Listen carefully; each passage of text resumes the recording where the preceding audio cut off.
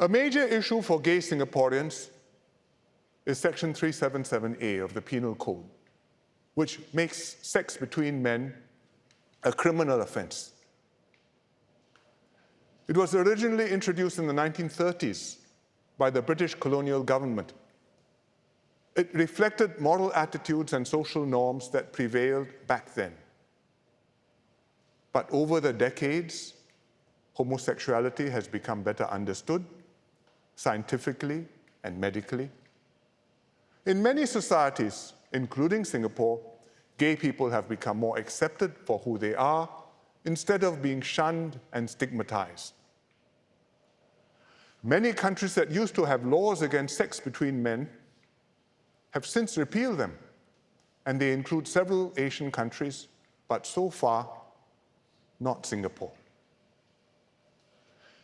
Parliament last debated whether or not to repeal Section 377A in 2007. MPs expressed strong views on both sides. I joined in the debate to advise restraint and caution.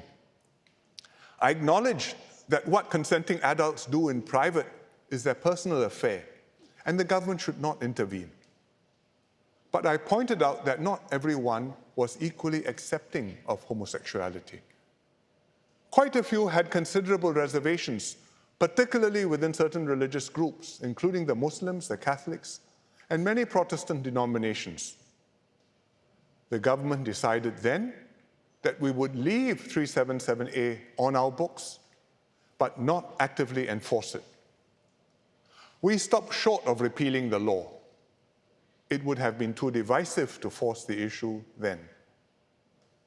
It was better for us to live with this untidy compromise, and it was a practical way to accommodate evolving societal attitudes and norms in Singapore. The compromise didn't satisfy every group, but by and large, it has enabled all of us to get along, and so we have lived with this sensitive issue without it monopolizing our national agenda or dividing our society.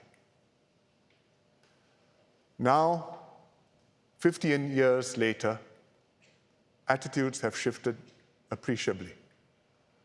While we remain a broadly conservative society, gay people are now better accepted in Singapore, especially among younger Singaporeans. It's timely to ask ourselves again the fundamental question: should sex between men in private be a criminal offense?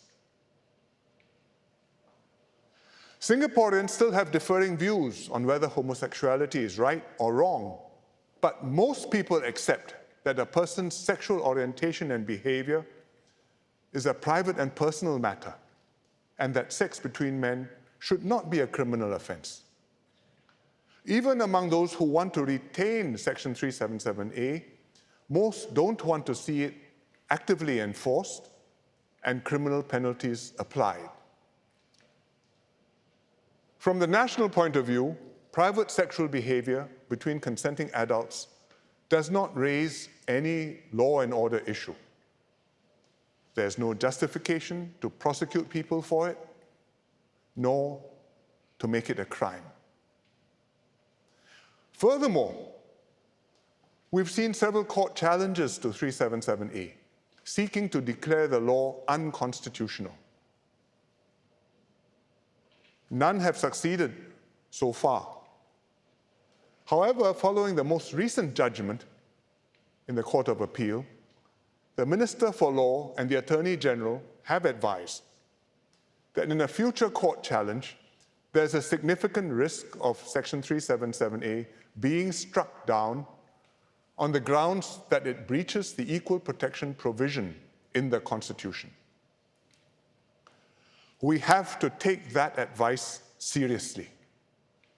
It would be unwise to ignore the risk and do nothing. For these reasons, the government will repeal Section 377A and decriminalize sex between men. I believe this is the right thing to do and something that most Singaporeans will now accept.